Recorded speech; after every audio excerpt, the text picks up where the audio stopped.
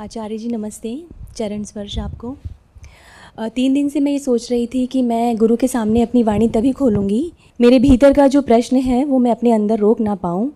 और इसका प्रश्न बहुत से उठ रहे थे और मैं ये सोच रही थी कि इनके उत्तर मैं आपको और सुनूंगी और पढ़ूंगी और खुद ही इनके उत्तर जानूंगी। परंतु आज सत्र के पहले हिस्से में आपने जैसे प्रोत्साहित किया कि प्रश्न पूछ के जाएं, आप इसी के लिए आए हैं, तो उन्हीं सभी प्रश्नों में से एक प्रश्न जिसका उत्तर मैं खोज रही हूँ मन ही मन, वो मेरे मुख तक आ गया। प्रश्न से पहले मैं कहना चाहूँगी, जो आपने मुझे महसूस कराया है थोड़ी सी बात में वो कहना चाहूँगी। हम सभी जो किताबें पढ़ते हैं, जिन गुरुओं को, संतों को, महावीरों, बुद्धों को पढ़ते हैं और हम उनको कितना ऊंचा स्थान देते हैं अपने मन में। जो लोग यहाँ नहीं आए उन लोगों के लिए मैं बातें कह रही हूँ, पर आपके बारे में जब चर्चा करती हूँ तो लोग उस बात को सुनते नहीं हैं, और क्योंकि उन्हें शायद ये लगता है कि आप एक उन्हीं के समकक्ष हैं, आपने यहाँ जन्म लिया है, उनके समय में ही हैं।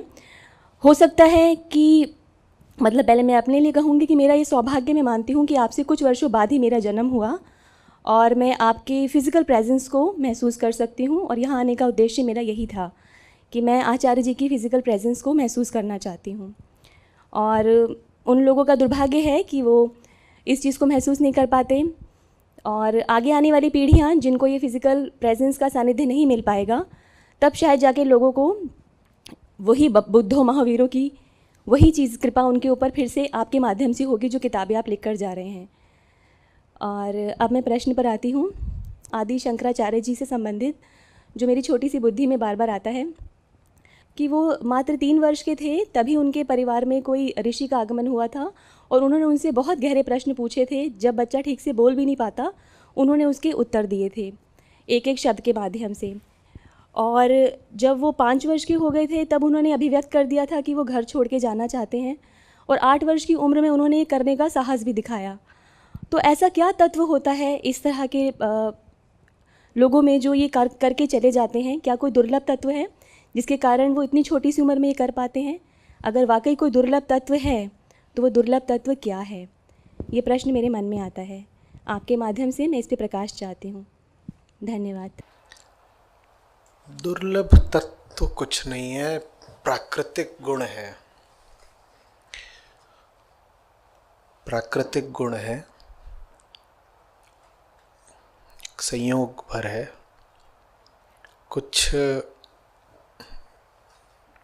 बच्चे प्राकृतिक रूप से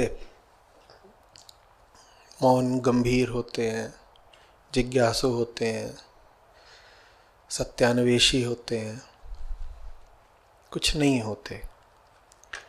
और चूंकि उस बारे में कुछ करा नहीं जा सकता कि कौन कैसे पैदा होगा, कि आपकी जैविक सामग्री कैसी होगी, आपका जो पूरा जेनेटिक डिस्पोजिशन है वो कैसा होगा, इसीलिए उस विषय में बहुत सोचना नहीं चाहिए। इसमें कोई जादू, कोई चमत्कार नहीं है, ये बस संयोग है कि आप कैसे पैदा होते हैं। उसके बाद जो कुछ है वो संयोग नहीं है, उसके बाद आपका निर्णय होता है। ये जो चीज़ है ना कि किसी को ज़्यादा आग्रह होता है सच्चाई के प्रति, बचपन से ही कोई छोटा बच्चा बार बार जिद कर कर के पूछता है, नहीं बताओ, नहीं समझाओ। कोई बच्चा होता है उसको बचपन से ही किताब मिल जाती है तो वो किताबों की तरफ ज़्यादा आकर्षित होता है।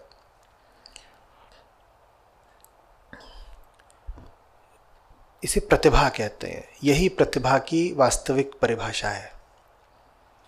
टैलेंट ये है। क्योंकि हम कौन हैं? हम कौन हैं? तो प्रतिभा की फिर एक ही परिभाषा क्या हो सकती है? यदि ऊंचाई की तरफ, बोध की तरफ आपका प्राकृतिक झुकाव है तो आप प्रतिभाशाली हो।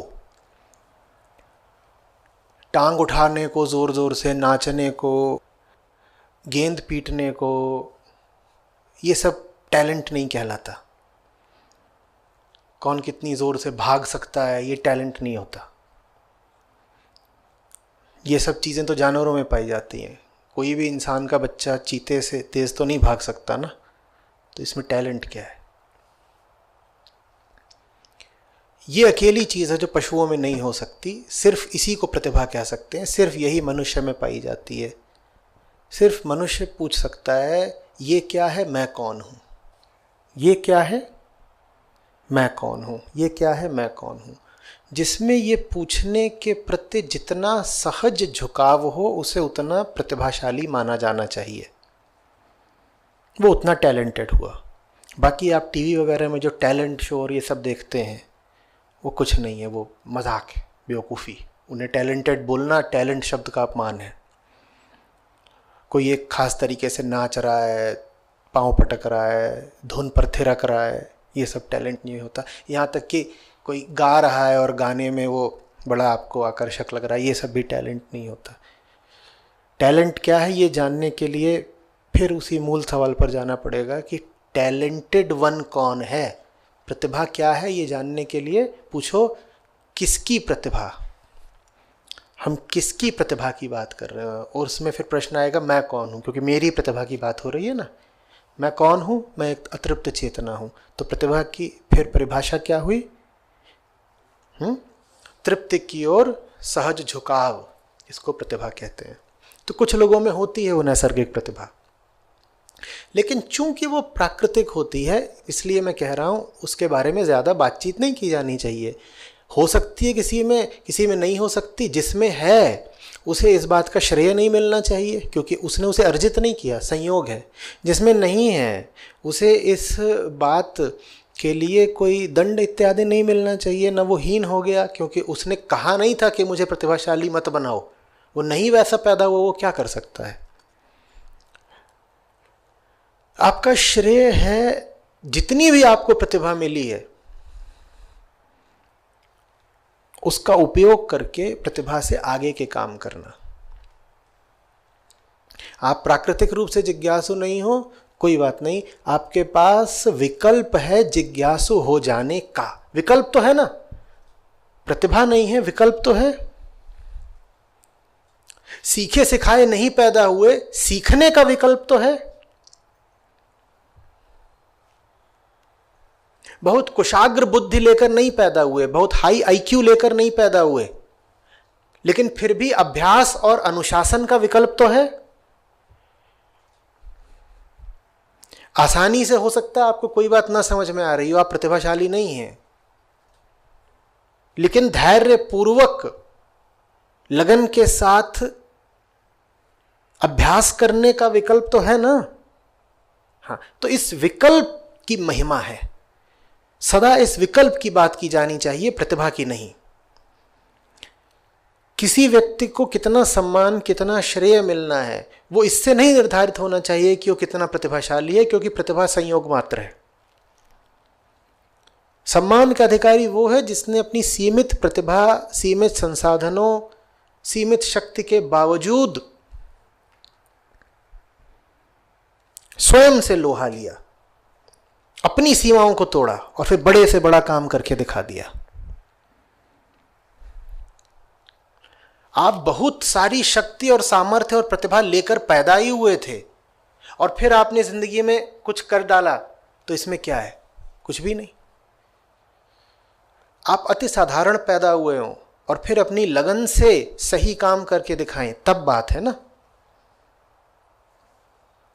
बहुत बड़ी फौज लेकर के किसी को हरा देने में कोई गौरव है क्या?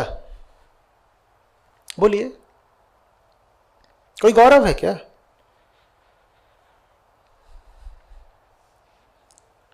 पचास पुलिस वाले 4 छात्रों को खदेड़ रहे हैं, पुलिस वालों को क्या दें? शौर्य पदक? कुछ नहीं मिलेगा। लेकिन जब कहा जाता है 1.25 लाख से 1 लड़ाऊं, तब भीतर आग उठती है ना कि ये हुई कुछ बात, ये हुई बात। तो होगा कोई जो 1.25 लाख लेकर पैदा होता होगा, होगी उसमें प्रतिभा। आपको थोड़ी सी मिली है, आप उस थोड़े से का पूरा उपयोग करके दिखाइए। और खतरा है, आपने मान लिया कि 3 वर्ष में ही शंकराचार्य अद्भुत शक्तियों का प्रदर्शन करने लगे थे, 5 वर्ष में संन्यास की इच्छा वगैरह देने लगे थे। आपने ये सब मान लिया तो आप हतोत्साहित हो जाएंगे। आप कहेंगे ये सब हमने तो किया नहीं, हम तो इतने बड़े तोप थे नहीं, तो माने आचार्य शंकर को जो कुछ उपलब्ध हुआ हमें उपलब्ध भी नहीं हो सकता। तो चलो ठीक है, कोई बात नहीं, हम अपनी साधारण सामान्य जिंदगी जिएंगे, हम कोई बड़ा काम फिर क्यों करें। बड़ा काम तो वही लोग करते हैं जो खास पैदा होते हैं। और ये हमने बड़ी बेईमानियां करी हैं कि जिन भी लोगों ने जिंदगी में बड़े काम करके दिखाए उनके साथ हमने बड़ी हैरत अंगेज कहानियां जोड़ दी हैं, एकदम तिलिस्मी, जादुई, रहस्यमयी, मिस्टिकल कहानियां जोड़ दी हैं। जैसे कि अब कोई भी हो, अवतार हो, महापुरुष हो, ज्ञानी हो, योगी हो, कोई भी, उसके साथ कहेंगे वो पैदा होने वाला था, उससे पहले उसकी माता जी को शिव आए सपने में और शिव ने कहा कि देखो तुम्हारे गर्भ से जिस बालक का जन्म होगा वो संपूर्ण मानवता को अज्ञान के अंधकार से बाहर निकालेगा।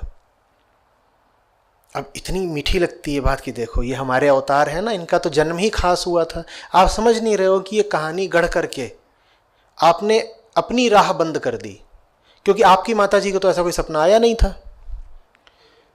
आप कहोगे मेरी अम्मा तो ऐसी, तो कोई सपने अपना आया ही नहीं, उसको तो ये सपना आता था कि सासू माँ ने बेलन फेंक के मारा, उसके बाद मैं पैदा हुई,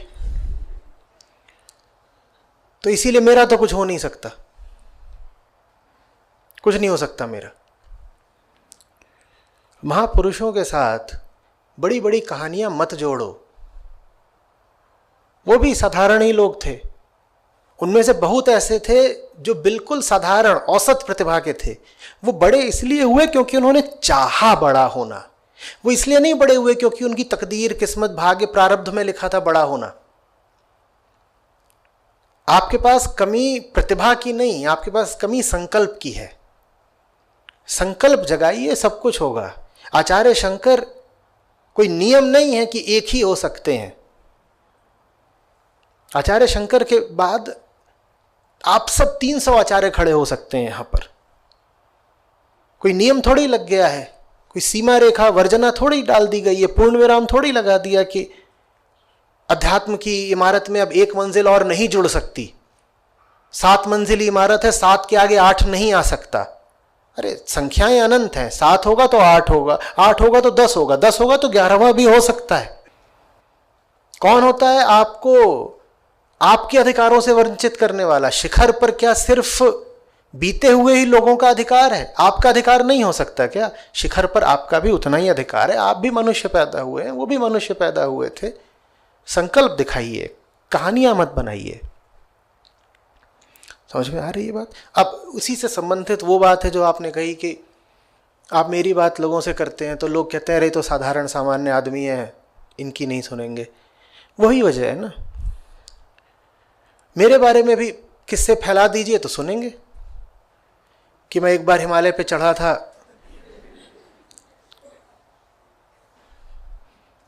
और वहां फलाने पेड़ पे 15-20 साल बैठा रहा,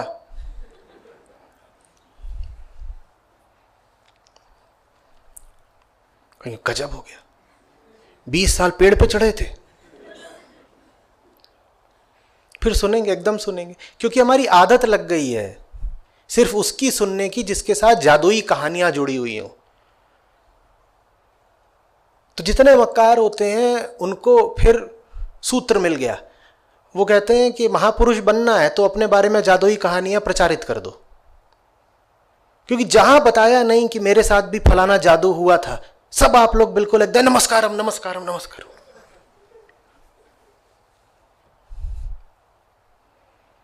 एकदम दंडवत लेट ही जाते। अच्छा आपके साथ भी जादू हुआ था, बताइए आपके साथ कौन सा जादू हुआ? उसके साथ ये जादू, मेरे साथ ये जादू हुआ।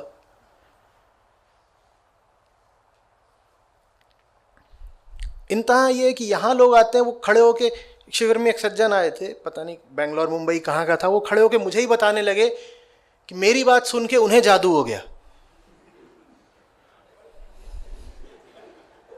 मैं भौचक्का, मैं कहा मुझे हुआ नहीं, तुझे हो गया, मेरी बात सुन के तुझे हो गया जो मुझे ही नहीं हुआ। बोल रहे आपकी बात सुन के मैं एनलाइटेंड हो गया हूं, और ऐसे ऐसे मुझे अनुभव होते हैं, वो लाल लाल मुझे फीते तैरते हुए दिखाई देते हैं, जैसे डीएनए का हेलिकल स्ट्रक्चर होता है वैसे मुझे दिखाई देता है। मैं समझ रहा हूँ कि ये प्रकृति ही है जो मेरे सामने आ रही है, और बिल्कुल सारे भेद खुल गए हैं। और उसके बाद मेरे भीतर से ऊर्जा उठती है और मुझे लगता है कि मेरे वज़न कम हो गया है, मैं ज़मीन से उठने लग गया हूँ। पूरा उन्होंने सब खोल के चिट्ठा रख दिया और मैं एकदम मुंह बाड़े उन्हें सुन रहा हूँ। मैं कहा मुझसे ये पाप कैसे हो गया, इसको ये क्या कर दिया मैंने। उस बेचारे की, भोले आदमी की उम्मीद ये थी कि मैं बोल दूं हाँ बेटा तेरा हो गया।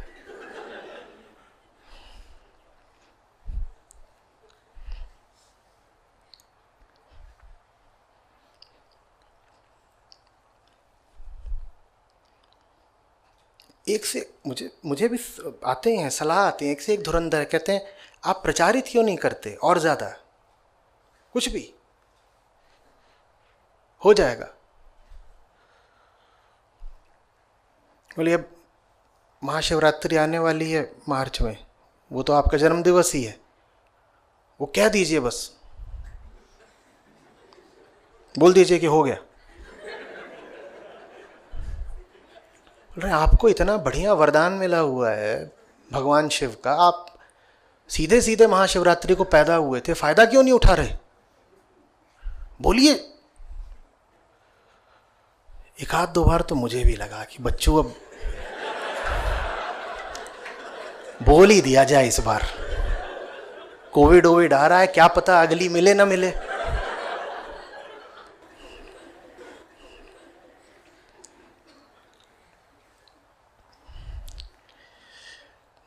ऐसा बोल दूंगा तो किन का सम्मान मिलेगा, मूर्खों का मिलेगा। 1000 मूर्खों का सम्मान पाने की अपेक्षा जो आपका ग्लैमर पद ये सब देख के देते हो, 100 ठीक लोगों से बात करना कहीं बेहतर है ना, कहीं बेहतर है। फिर भी थोड़ा बहुत करना पड़ता है, करते हैं, वो आप ही लोगों के लिए करते हैं। ये जो राफेल उड़ रहा है यहाँ पे, वो और किस लिए है।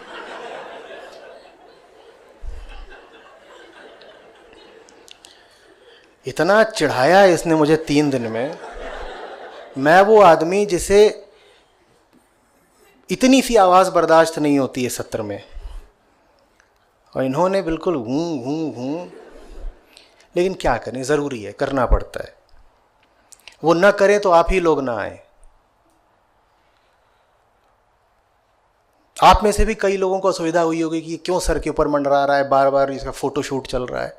मैं बताऊं, अभी जब वीडियो छपेगा ना, आप ही उसे देख के कहेंगे मैं भी गया था यहाँ पे, देखो देखो मैं ही गया था, मैं गया था यहाँ पे, ये देखो। तब बिल्कुल भूल जाएंगे कि असुविधा हुई थी। आप ही लोग बहुत खुश हो जाएंगे, सबको दिखाएंगे बड़ा जलसा था, सैकड़ों लोग आए थे, मैं भी था। और सचमुच आपको अच्छा लगने लगेगा, हाँ बहुत अच्छा था, बहुत अच्छा था। हम क्या करें, हम ऐसे ही लोग हैं। सच से ही अगर हमें सरोकार होता तो आप मेरे पास 10 साल पहले आ गए होते ना, आज क्यों आए हैं?